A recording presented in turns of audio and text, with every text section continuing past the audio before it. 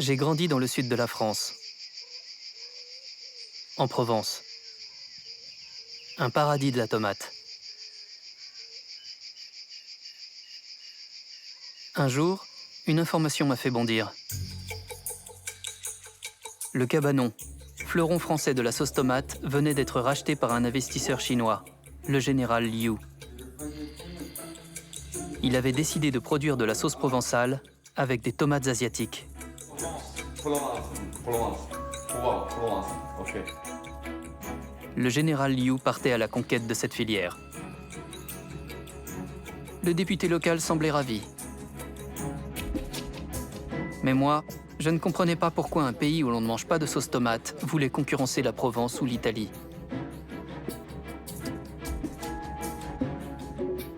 Pendant 2 ans, j'ai mis ma vie entre parenthèses pour comprendre comment ce produit s'est imposé à toute l'humanité. J'ai découvert une tomate spéciale, différente de celle de nos salades. Une tomate que vous ne voyez jamais ronde et entière dans vos assiettes. Une tomate inventée par des généticiens pour répondre aux besoins de l'industrie agroalimentaire. Ces tomates sont des fruits très fermes. Vous pouvez les faire tomber, elles n'éclatent pas.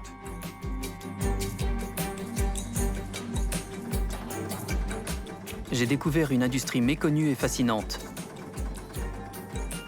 Une industrie née du succès de la gastronomie italienne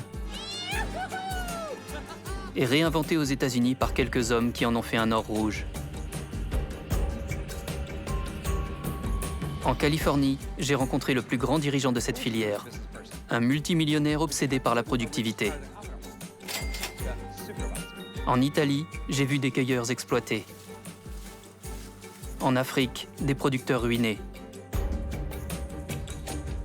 Depuis 2 ans, je collectionne les sauces, les jus, les soupes, les concentrés, la pulpe, les tomates pelées et les ketchup du monde entier. L'histoire que je vais vous raconter n'est pas celle d'une simple boîte de conserve.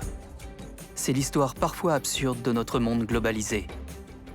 De ses gagnants, de ses perdants, de ces femmes et de ces hommes qui nourrissent l'humanité sans toucher les fruits de leur travail.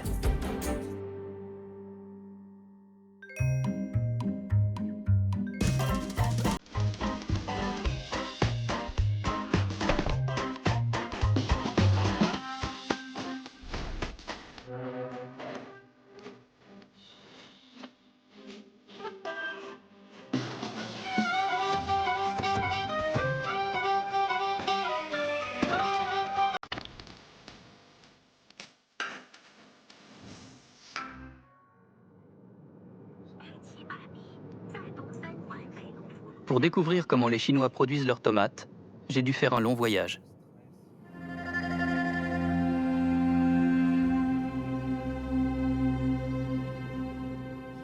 À 3000 km de Pékin, à l'ouest de la Chine, dans le Xinjiang.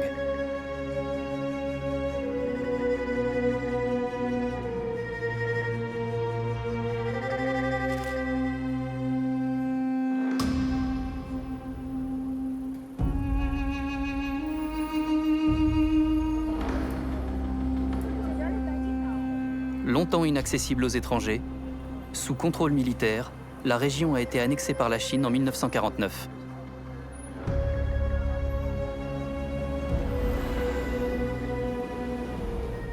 C'est le territoire du peuple ouïghour, une ethnie musulmane qui se rebelle régulièrement contre le pouvoir central. Les Ouïghours sont désormais minoritaires dans le Xinjiang.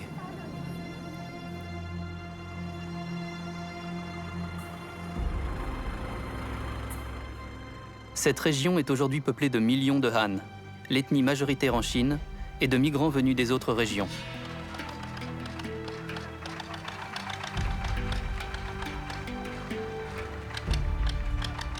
Tout cela à l'initiative de Pékin.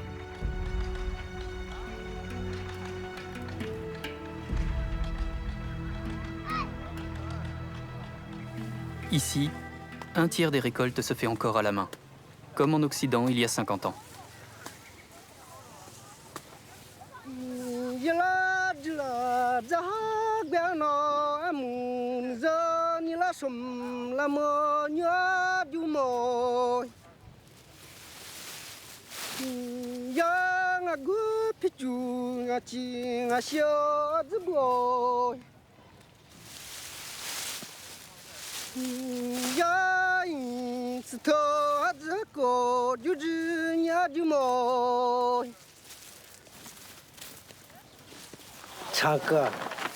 Je chante parce que ma région natale me manque. Mes parents me manquent. Ma femme et moi, on travaille loin de notre région natale. Ma région natale, c'est l'endroit le plus pauvre. Là-bas, c'est pas marrant. C'est pas facile de travailler.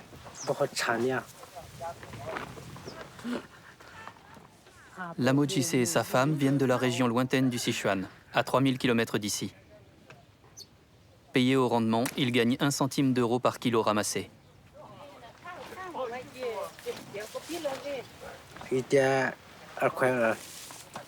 Ensemble, ma femme et moi, on ramasse 160-170 sacs par jour. On est payé 29 centimes d'euros par sac.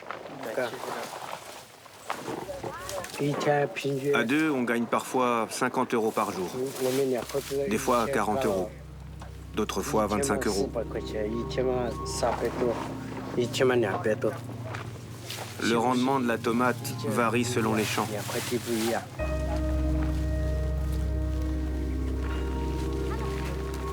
Ce travail difficile, aux revenus incertains, attire les familles les plus misérables du pays, y compris les enfants.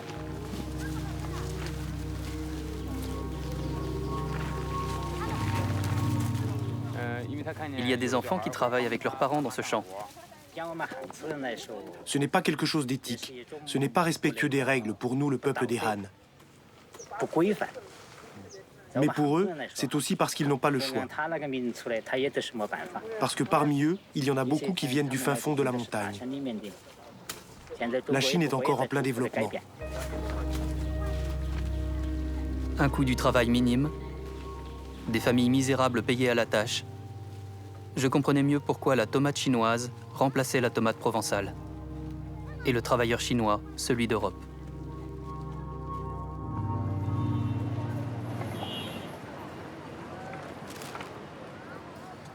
Qui avait donc eu l'idée saugrenue de lancer la Chine dans cette industrie? La Chine est pourtant un des rares pays où l'on ne mange pas de sauce tomate. C'est bien tout le paradoxe. Je l'ai cherché dans la capitale chinoise, à Pékin. Dans un quartier réservé aux grandes fortunes, j'ai retrouvé l'homme incontournable de la filière chinoise.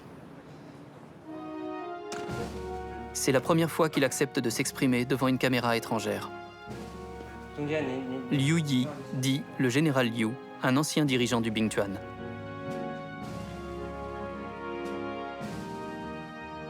Comme l'explique cette vidéo officielle, le Bingtuan est une organisation militaro-industrielle fondée en 1954 sur ordre de Mao et composée d'anciens soldats de l'armée. Sa mission est de peupler, contrôler et développer la région du Xinjiang pour éviter toute rébellion du peuple ouïghour.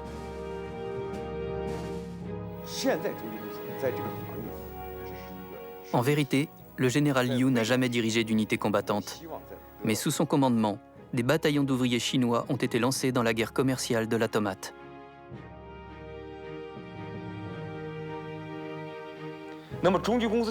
J'ai eu une intuition. Après avoir fait une étude de marché sur l'industrie mondiale de la tomate, j'ai fait une proposition. Que la Chine devienne une base de production importante dans le monde. Le Bingtuan possède de vastes territoires. Voilà comment, au début des années 2000, l'armée chinoise s'est retrouvée à la tête d'un groupe de sauce tomate, le groupe Chalkis. Une fierté pour les Chinois. 它是一股来自中国西部的红色旋风，它引领着数十万兵团职工走向富裕，它承载着兵团农业产业化跨越式发展的光荣和梦想。红色重机向世界展示着。En 2000, Chalkis a été coté en bourse. Juste après, nous avons changé de stratégie pour nous concentrer sur le développement de l'industrie de la tomate. Avant, nous avions d'autres activités, par exemple l'immobilier, la fabrication de meubles, le fourrage, l'élevage. Nous avons arrêté toutes ces activités pour développer l'industrie de la tomate à partir de l'an 2000.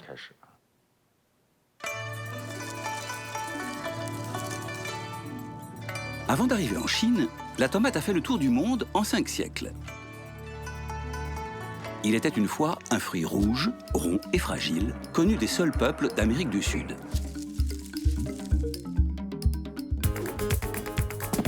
Rapporté en Europe, on le plante dans le potager des rois d'Espagne, dans le royaume de Naples et même sur les bords de la Tamise. Sa couleur rouge fascine les botanistes.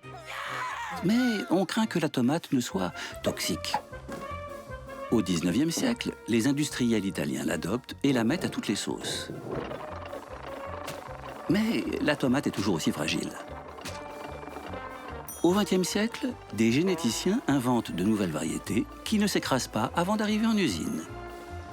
C'est cette nouvelle tomate qui, aujourd'hui, est récoltée partout sur la planète. Des champs, j'ai suivi les camions de tomates jusqu'aux usines. Aujourd'hui, la Chine est devenue numéro 2 mondial de l'industrie rouge avec le groupe Cofco-Tunier, une entreprise d'État, un géant de l'agroalimentaire. L'assistant du directeur de cette usine, l'une des plus grandes du pays, me l'a fait visiter. Chaque jour, 5000 tonnes de tomates fraîches sont livrées ici. Déchargées à grands coups de jet d'eau, elles sont envoyées vers les entrailles de l'usine.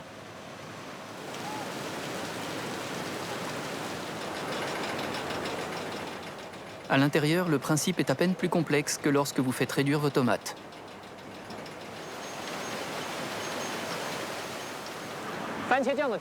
Fondamentalement, la production de la sauce tomate est un processus physique. Nous enlevons la peau et les graines pour obtenir la pulpe et le jus dont nous avons besoin. Et puis nous enlevons l'eau par évaporation pour en faire du concentré. Dans ces cuves, les tomates sont stérilisées et transformées en concentré. L'or rouge de cette industrie. Il faut 6 kg de tomates pour fabriquer un seul kilo de cette pâte. Je venais de comprendre d'où venait ma sauce favorite.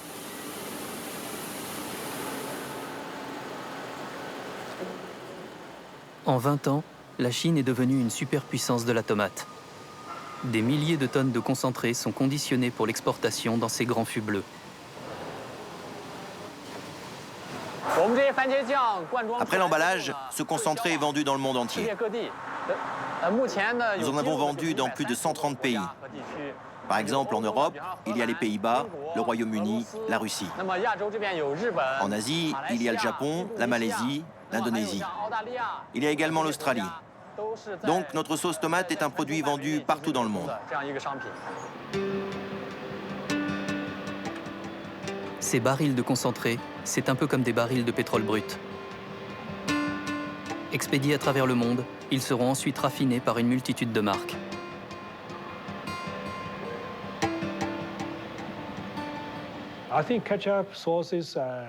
Le ketchup, les sauces, beaucoup des produits que vous consommez en Europe contiennent des ingrédients issus de cette usine, de nos champs.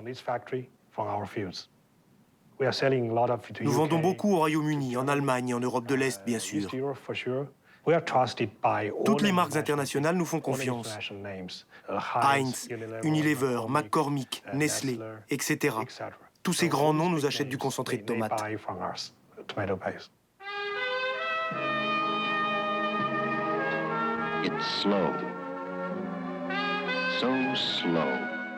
Le plus grand acheteur de tomates au monde. Vous le connaissez tous, c'est la Heinz Company. Cette multinationale est la première à avoir fait de la tomate une industrie multimilliardaire.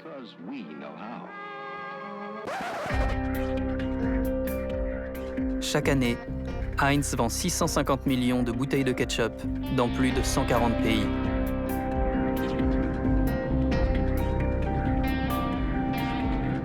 J'ai décidé de retourner aux sources de l'histoire de l'industrie rouge. Direction la côte est des États-Unis.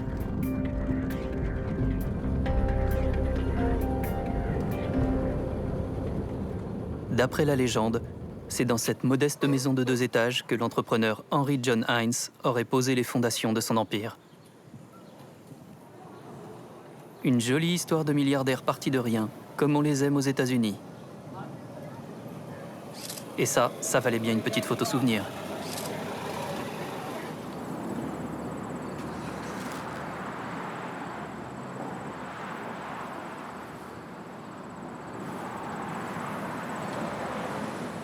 Comment Heinz est-il devenu le numéro 1 mondial du ketchup il y a presque 150 ans?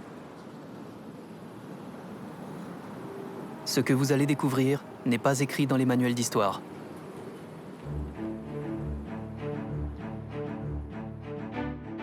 À la fin du 19e siècle, Pittsburgh est la capitale mondiale des activités sidérurgiques. Les usines Carnegie y produisent un quart de l'acier américain. Pittsburgh est le symbole du développement industriel du pays. Une ville où les vagues de migrants européens viennent trouver du travail dans l'acier et dans les usines automobiles Ford. Mais c'est la Heinz Company qui, la première, révolutionne la production de masse. La production de masse est née à cet endroit, dans cette usine. Heinz utilisait clairement les techniques d'assemblage avant Henry Ford. Les premières vraies chaînes de montage d'Henry Ford ont fonctionné en 1915. Heinz, lui, utilisait le processus de chaîne de montage dans les années 1890. Elles étaient un peu différentes. Il utilisait beaucoup le système d'alimentation par effet de gravité pour rendre le processus automatique. Il utilisait un soudage automatique pour ses boîtes de conserve sur une ligne, bien avant qu'Henry Ford ne soude ses voitures. Donc, Heinz était un pionnier en technologie.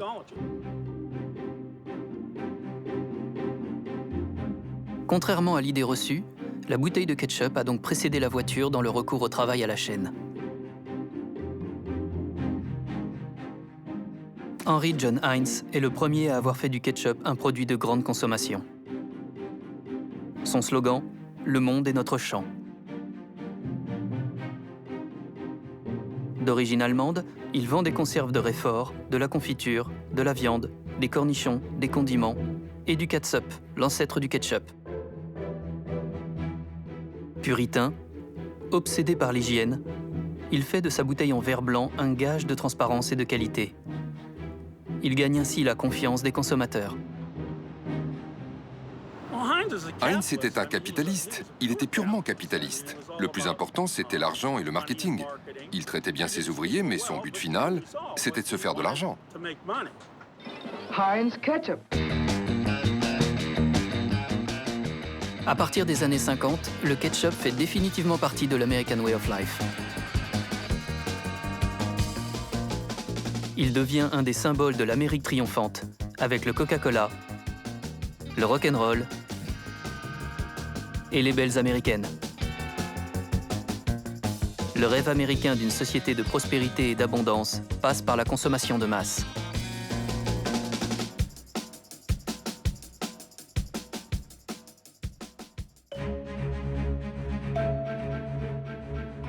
Aujourd'hui, l'industrie fournit l'essentiel de notre alimentation.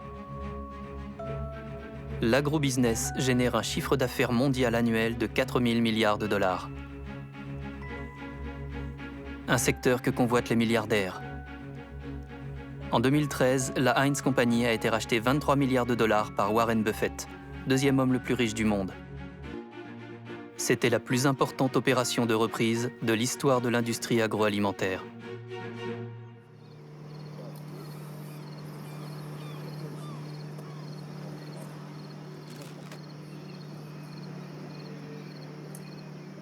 L'arrivée du milliardaire n'a pas été une bonne nouvelle pour les salariés.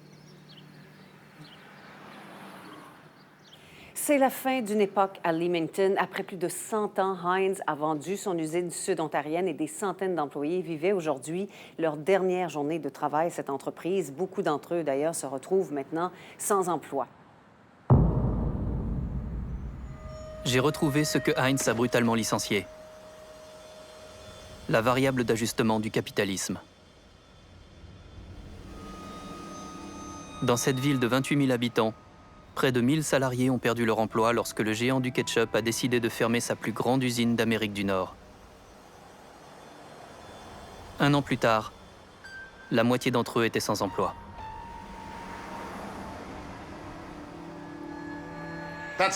C'est le diplôme des 20 ans de service que tu as eu chez Heinz?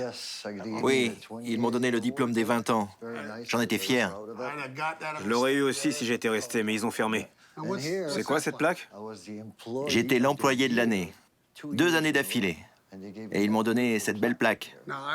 Je l'aurais eu si j'étais resté. Si tu avais continué, t'aurais aimé la voir, hein? Ouais, tu m'as eu sur ce coup-là. À Leamington, personne ne s'attendait à ce qu'un homme dont la fortune est estimée à 73 milliards de dollars ferme l'usine. Les 2 choses que j'ai toujours entendu dire, c'était que Heinz ne fermerait jamais. Les gens mangent, les gens ont besoin de nourriture. Et qu'il n'y aurait jamais de tornade ici. En 2010, il y a une tornade. Et en 2014, Heinz a fermé. Ça montre bien qu'il ne faut jamais dire jamais. Parce que les choses arrivent, comme ça. Je comprends qu'ils racontent tout ce qu'ils veulent. Ils disaient qu'on n'était pas assez compétitifs, qu'on perdait trop d'espace, c'était ci, c'était ça. Alors qu'au fond, ça leur coûtait de l'argent. Et ils voulaient pas payer des salaires décents. Ils voulaient payer des salaires du tiers-monde. Et peu importe si vous acceptiez de réduire votre salaire de moitié, ou ci, ou ça, eux, ils allaient fermer. Donc tout ce que les syndicats proposaient pour économiser de l'argent, non merci, on va fermer l'usine.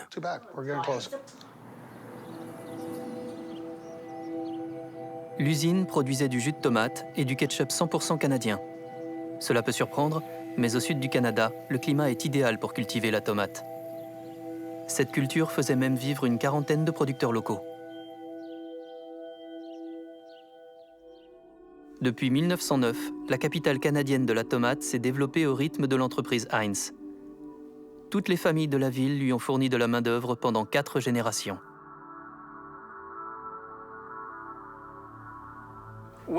Quand cette entreprise a fermé, ça m'a blessé, affectivement. Et je pense que cela a été le cas pour la plupart des gens qui travaillaient là-bas. On a donné notre vie à cette usine. J'aimais travailler là-bas. J'aimais les gens avec qui je travaillais. Ça fait mal de perdre une usine comme ça, tout ça pour de l'argent. C'est ça le problème de fond, c'est juste une question d'argent et pas de la vie des gens. Je ne pense pas qu'ils se souciaient des gens d'ici. S'ils venaient ici et qu'ils regardaient ce qu'ils ont fait à certaines personnes, ils auraient honte d'eux-mêmes.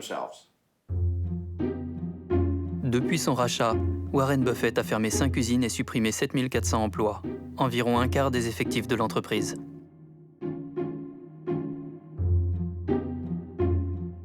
Si les usines ferment partout dans le monde, beaucoup d'autres ouvrent en Chine.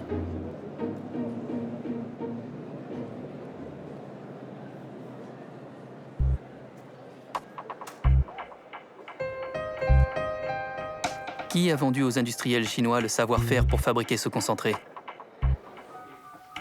J'ai posé la question au général Liu.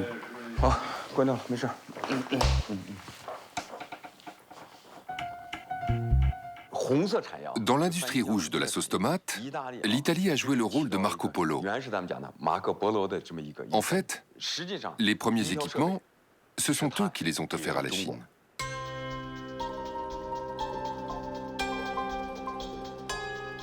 Le Marco Polo de la tomate, c'est Armando Gandolfi. À Parme, les Gandolfi sont négociants en tomates d'industrie de père en fils depuis 3 générations.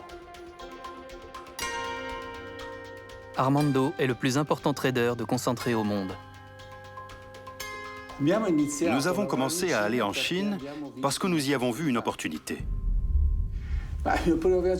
Mon premier voyage en Chine était très intéressant parce que j'ai découvert une Chine socialement complètement différente de celle d'aujourd'hui. Des gens encore vêtus de costumes Mao Tse-tung, très peu d'automobiles, beaucoup de bicyclettes. En somme, c'était encore une Chine ancienne. J'ai eu la sensation d'être un peu un pionnier. Les fournisseurs des équipements originaires de Parme en Italie sont venus en Chine pour aider à la plantation, pour aider à la production, pour assurer le transfert de technologie, les formations. Tout a été organisé par les Italiens.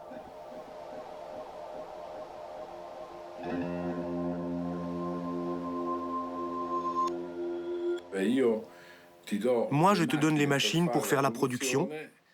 Toi, tu fais ta production, et quand tu as fait ta production, tu me la donnes pour que je puisse la vendre et récupérer l'argent des machines que je t'ai données. C'était le système utilisé dans le passé. Oui, je sais que ça s'est fait.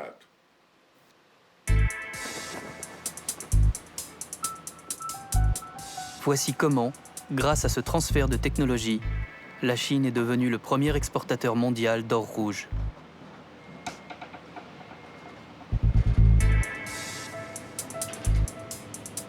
Dans ces fûts, près de 1 million de tonnes de concentré quittent le port de Tianjin chaque année.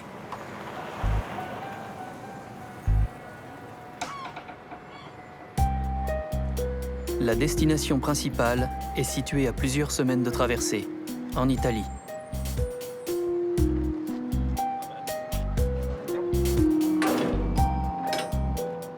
« 1000 tonnes de concentré chinois sont déchargées chaque semaine à Salerne. Le concentré chinois est ensuite reconditionné par l'industrie italienne.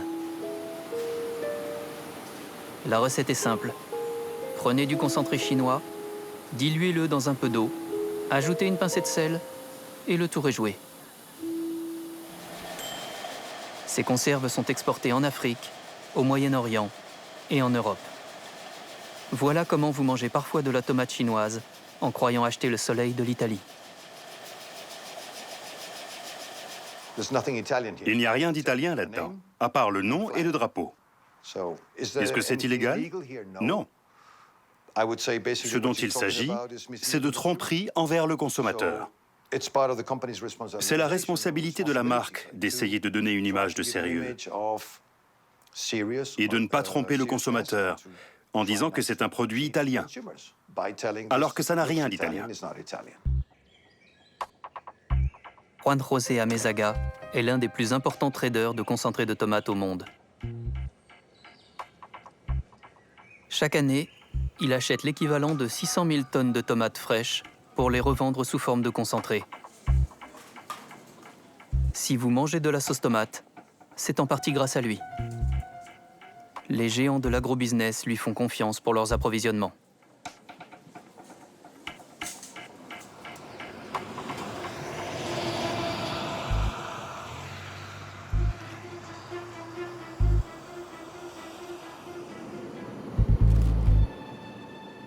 Dans la tomate, un trader ne reste pas dans les salles de marché. Juan José Amezaga n'hésite pas à parcourir la planète pour acheter les plus belles récoltes. Si les Italiens se fournissent en Chine, lui préfère la Californie.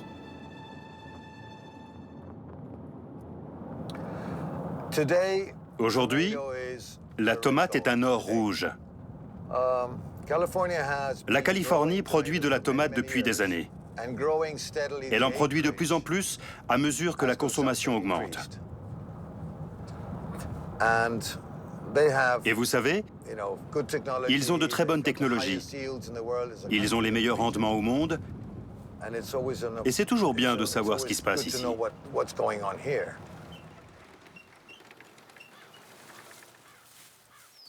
Me voici au cœur des plus grands champs de tomates du monde. Du sol, on n'en voit pas la fin. Ici, c'est un peu la Silicon Valley de la tomate. La Californie produit 1/3 de toute la sauce consommée dans le monde. Dans ces champs, il n'y a plus un seul cueilleur. Ce sont des machines qui font les récoltes.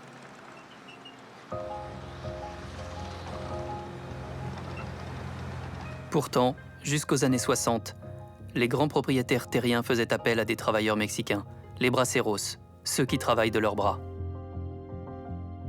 200 000 d'entre eux assurent alors la récolte des tomates chaque été pour 30 cents de dollars par heure.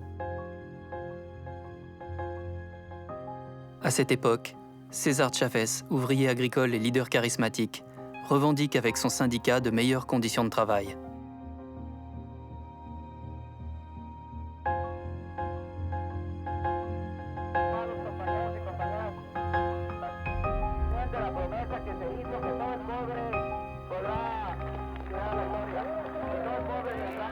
Pendant des années, César Chavez se bat pour plus de justice sociale dans les champs californiens. Il organise des grèves et des manifestations. durement réprimé.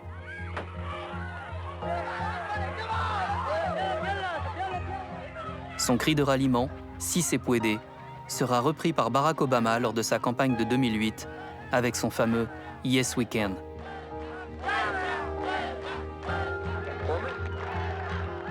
Mort en 1993, César Chavez est considéré comme une icône des droits civiques américains.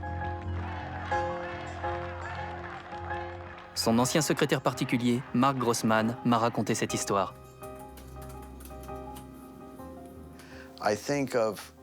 Je pense à certaines paroles que César Chavez a prononcées dans la fin des années 70.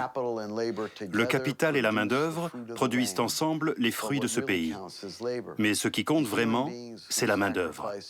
Ces êtres humains sacrifient leur jeunesse, s'engourdissent l'esprit et se torturent le corps pour fabriquer la plus grande richesse agricole que le monde ait jamais connue. Et pourtant, ces mêmes hommes, femmes et enfants n'ont souvent pas assez de nourriture pour se nourrir eux-mêmes. Il appelait ça l'une des tragiques ironies de notre temps. En 1964, César Chavez obtient du gouvernement la fin du programme Bracero. Les propriétaires terriens ne peuvent plus exploiter cette main-d'œuvre bon marché.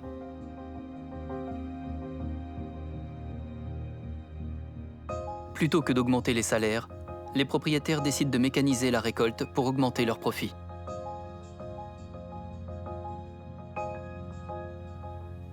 « 50 000 travailleurs agricoles étaient employés dans l'industrie des conserves de tomates dans les années précédant les recherches en mécanisation, les 2 générations de récolteuses de tomates d'industrie. Et ce qui s'est passé, c'est que, en à peine une décennie, la main-d'œuvre a été décimée. Ces personnes ont perdu leur emploi et leurs moyens de subsistance. Ce fut une éradication soudaine et dramatique de la vie de gens qui dépendaient, depuis des générations pour beaucoup d'entre eux, de l'industrie de la tomate.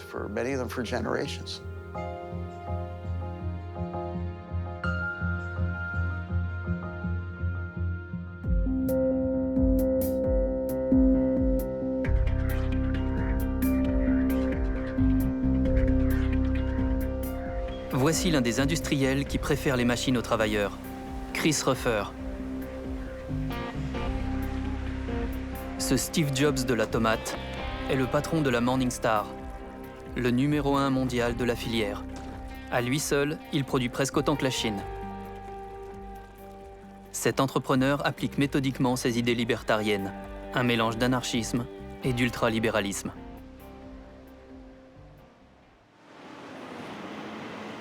Ici, chaque mouvement est chronométré, à commencer par ceux des centaines de camions.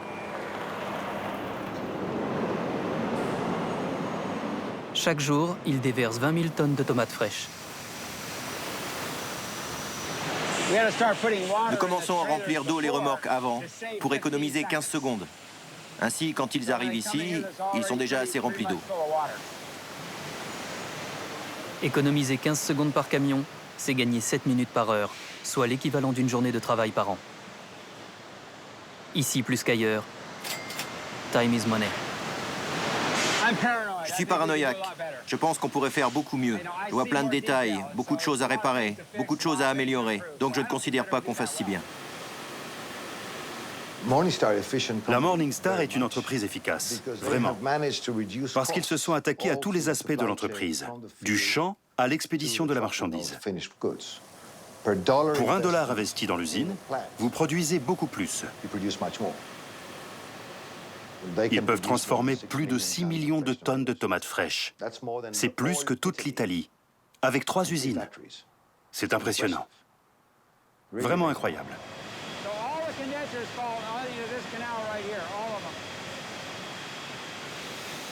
Chaque heure, Chris Ruffer fait transformer 1 350 000 kilos de tomates en concentré, sous le contrôle de 2 employés seulement. Comment ça se passe? Dans cette usine automatisée à l'extrême, beaucoup de cadres ou d'ouvriers ont été éliminés, remplacés par des ordinateurs. Ces 2 filles en contrat de saison, elles contrôlent toute l'usine.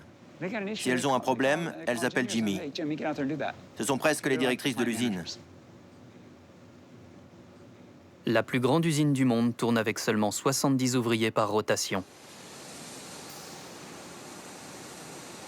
Chris Ruffer aime les paraboles. Pour lui, le libéralisme se joue en 5-7. Et tant pis pour les perdants. Si vous jouez au tennis avec quelqu'un, vous êtes là pour améliorer votre jeu. La compétition vous permet d'améliorer votre jeu. Et si vous améliorez votre jeu, vous prenez plus de plaisir. Le système concurrentiel vise à obtenir de chacun de meilleures idées, de meilleurs processus pour se développer. Et faire gentiment comprendre à ceux qui ne sont pas aussi performants que peut-être ils devraient faire autre chose. Peut-être qu'ils ne devraient pas jouer au tennis, mais plutôt pratiquer le golf ou la natation. Appliqué au marché du travail, sa leçon fait froid dans le dos. Depuis 50 ans, les grandes entreprises augmentent leurs profits en mécanisant la production et en diminuant la part des salaires. Partout, les machines remplacent les hommes. Licencier plus pour gagner plus. C'est la combinaison gagnante des entreprises. Et plus les patrons investissent dans la technologie, plus les volumes de production augmentent. L'offre stimule la demande. Jamais les rayons n'ont été autant fournis. Jamais l'humanité n'a englouti autant de tomates. Mais combien de temps pourra durer un système qui concentre toujours plus de richesses dans les mains de grandes entreprises en détruisant toujours plus d'emplois ?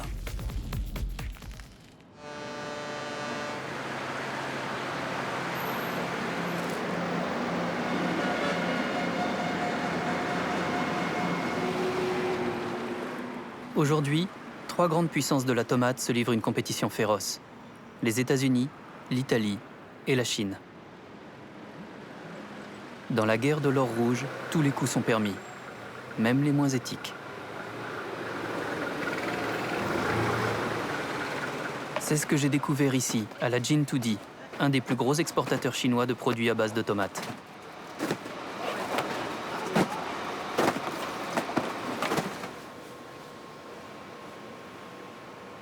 Ma Zhenyong, le directeur général de l'entreprise, a accepté de m'ouvrir les portes de son usine.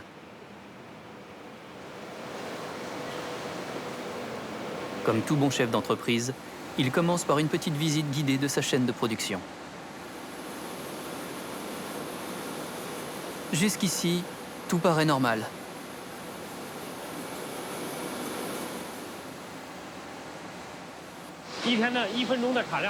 Voici une boîte de sauce tomate de 70 grammes. Notre machine peut produire 300 boîtes de conserve par minute. Chaque jour, une machine peut en produire 2 conteneurs. Une première surprise m'attend dans les entrepôts. Gina, ça ne vous rappelle rien? C'est la cousine chinoise de Gino, la fameuse marque créée en Italie et qui contient en réalité du concentré chinois. Pour concurrencer leurs anciens partenaires qui cachaient du concentré chinois dans des boîtes italiennes, les Chinois camouflent à leur tour leurs tomates dans des boîtes aux couleurs de l'Italie. À la fin, tout le monde mange chinois.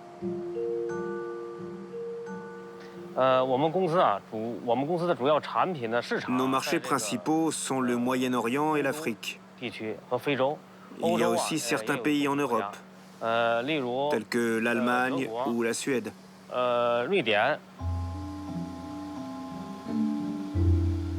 Dans cette guerre commerciale contre l'Italie, l'usine a une arme secrète que le directeur a oublié de me montrer. Un ingrédient miracle. Une substance blanche ajoutée à la sauce tomate en grande quantité. Cette substance n'apparaît pas sur l'étiquette.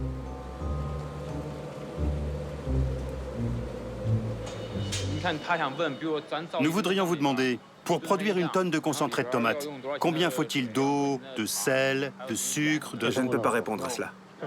C'est notre recette, je ne peux pas en parler. Pourquoi? Bon, d'accord, je vais vous en parler. Ces additifs sont autorisés. Nous avons déposé notre recette au bureau d'inspection et d'examen des marchandises en Chine. Nous l'avons déposé. Ce que nous ajoutons dedans est déposé. Cette poudre est de la fibre de soja, un épaississant.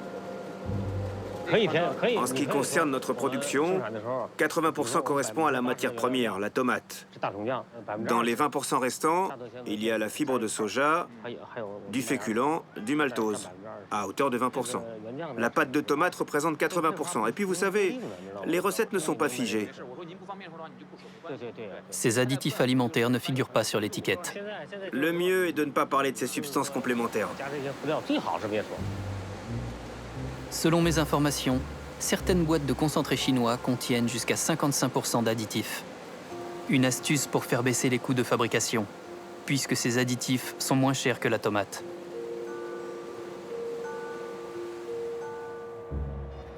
Cette pratique à la moralité discutable n'empêche pas l'entreprise d'obtenir toutes les certifications nécessaires pour l'exportation. Toute la chaîne de production et de distribution est complice de cette fraude. Seul le consommateur est dupe, ce que dénonce le trader Juan José Amezaga. Une chose que je dois dire, c'est que les Chinois le disent à leurs distributeurs. Si on met ça et ça, tel est le prix. Si on ne met pas ça, c'est un autre prix. Normalement, c'est plus cher quand c'est du concentré de tomate pure. Ils ajoutent 20% de fibres, 3% de colorant ou de je ne sais quoi, et c'est un autre prix. Le distributeur le sait. Il est au courant. Ça n'apparaît pas sur l'étiquette, mais l'acheteur le sait. Les entreprises qui achètent des milliers de tonnes de concentré chinois en boîte de conserve, sous leur propre marque, savent que le produit contient ces choses. Mais ça n'est pas déclaré.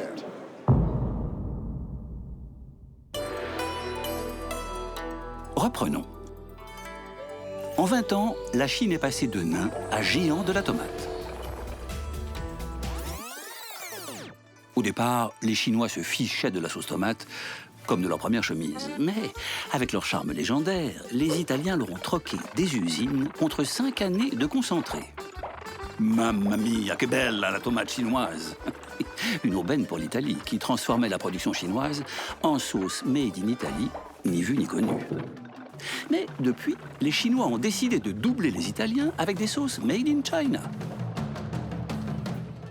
Le champ de bataille de ce duel de l'or rouge, l'Afrique, là où l'on consomme le plus de concentré par habitant.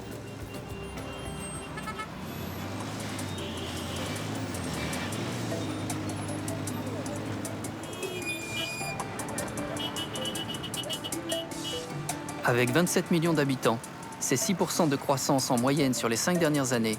Le Ghana est une économie dynamique, la deuxième de l'Afrique de l'Ouest.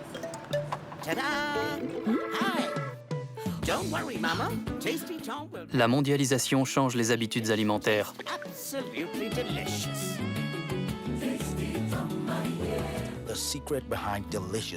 Dans cette partie de l'Afrique, la tomate est un légume roi.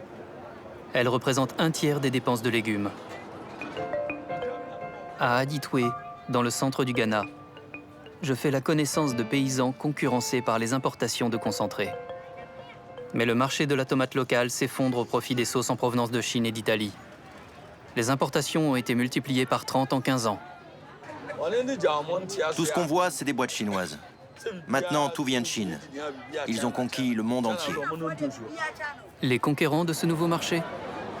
Ils me reçoivent à 12 000 km de Pékin, dans leur résidence sécurisée. Devinez qui je retrouve. Le général Liu et son fils Quinton. Si le général est ici depuis 2 mois, c'est parce qu'il a flairé un bon coup. L'Afrique de l'Ouest est la région où la consommation de tomates grimpe le plus vite. Sa présence s'inscrit dans une politique encouragée au sommet de l'État chinois.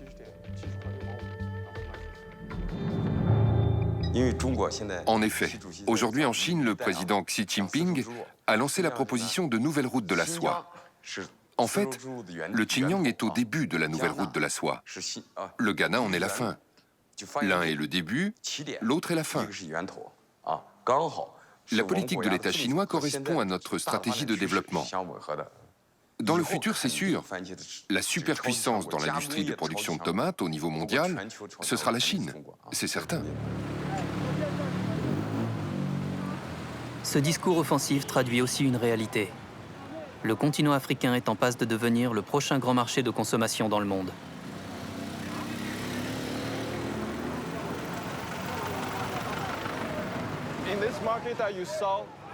Dans ce marché, il y a des centaines de magasins qui vendent du concentré de tomates. C'est à 90% des usines chinoises qui les produisent. Et il y a au moins 50 marques chinoises sur ce marché, parce qu'elles ont investi tellement dans les machines qu'elles ont besoin de débouchés. Donc, elles produisent pour n'importe qui, que ce soit pour des marques distributeurs ou pour leurs propres marques, vendues sur le marché africain. Les producteurs chinois doivent trouver un moyen d'écouler leur excédent de production. Le vent de l'économie ne cesse de tourner. Au Ghana, j'arrive en pleine mutation industrielle. La Chine délocalise à son tour une partie de sa production, là où le travail est moins cher.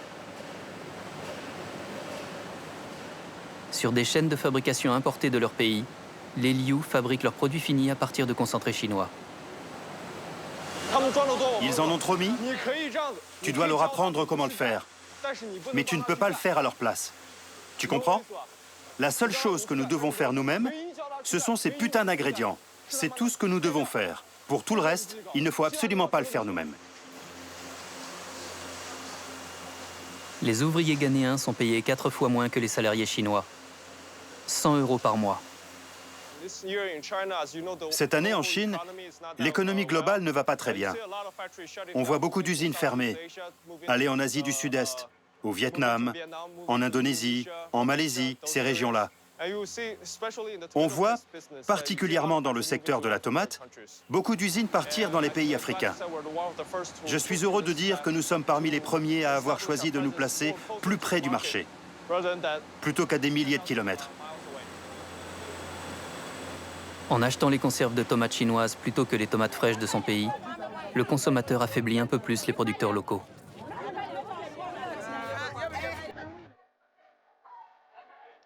Depuis l'indépendance, des milliers de paysans ghanéens cultivaient la tomate, une activité qui offrait un avenir à des familles entières.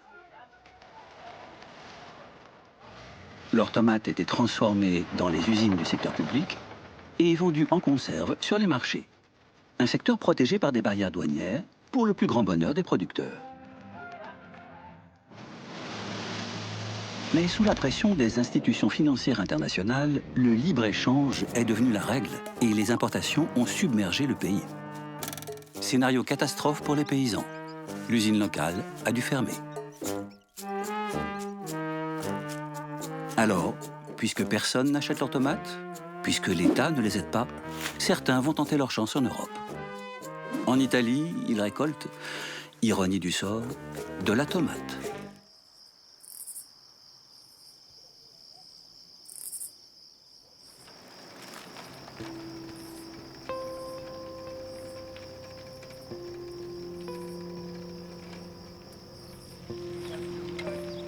Dès 5 heures du matin, des centaines d'hommes se dirigent vers les champs.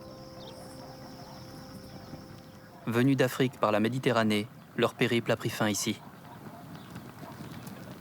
Pour survivre, ils n'ont d'autre choix que de ramasser la tomate pelée, spécialité du sud de l'Italie.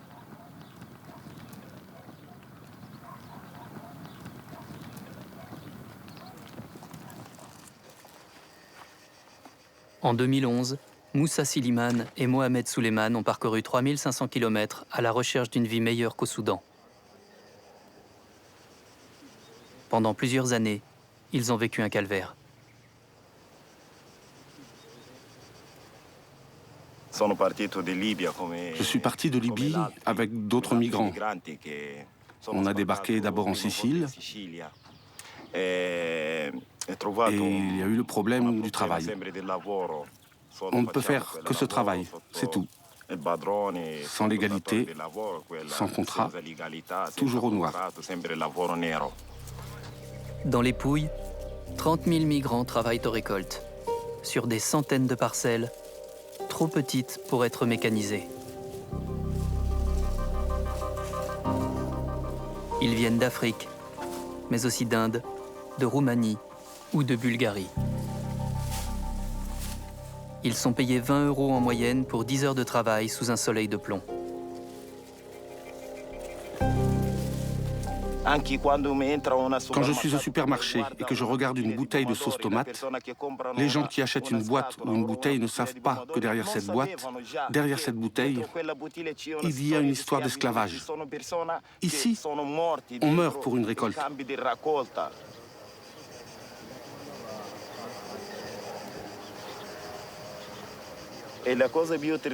La chose la plus terrible que j'ai vécue, c'est lorsqu'un jeune homme de mon pays, il s'appelait Mohamed, est mort pendant qu'il ramassait des tomates, juste à côté de moi.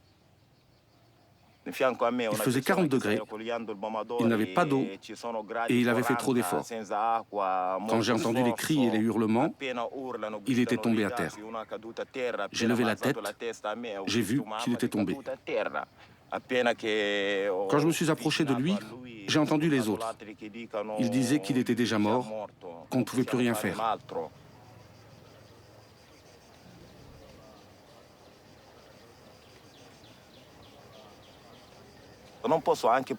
Dans un champ, on ne peut même pas faire venir une ambulance. On n'a pas ce droit. Les droits, c'est pour les autres. Mais pour nous, ça n'existe pas.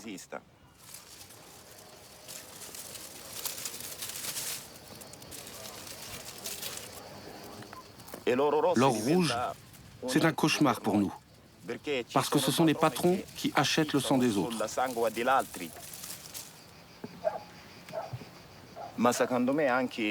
Selon moi, du marché international de la tomate jusqu'aux entreprises agricoles, en passant par le patron qui gère son business et l'État, ils sont tous coupables de laisser des gens travailler sans aucun droit, comme des esclaves, sans aucun droit humain.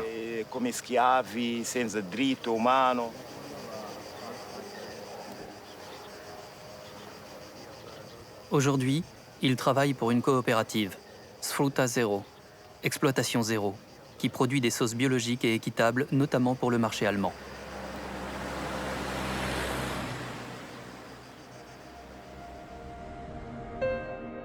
La sauce tomate n'aura plus jamais la même saveur pour moi.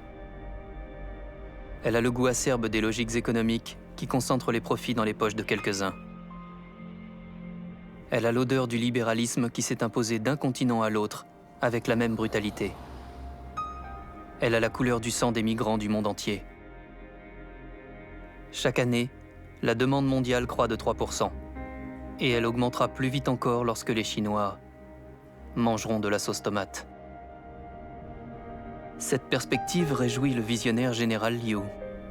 Je crois que dans 5 ou 6 ans, avec les enfants de la nouvelle génération qui grandissent en mangeant chez McDonald's, avec le niveau de vie et le rythme de vie qui augmente en Chine, les produits à base de tomates finiront par entrer sur le marché chinois. En Corée, au Japon, la consommation moyenne est de 8 à 9 kilos par personne. Plus de 10 kilos pour l'Allemagne, 7 ou 8 aux États-Unis. Imaginons une consommation de 7 à 8 kilos en Chine, sachant qu'il y a 1,3 milliard d'habitants. Ça ferait combien ? 10 milliards de kilos de tomates ? Voilà pourquoi je pense qu'il y a une très grande marge de développement dans cette industrie.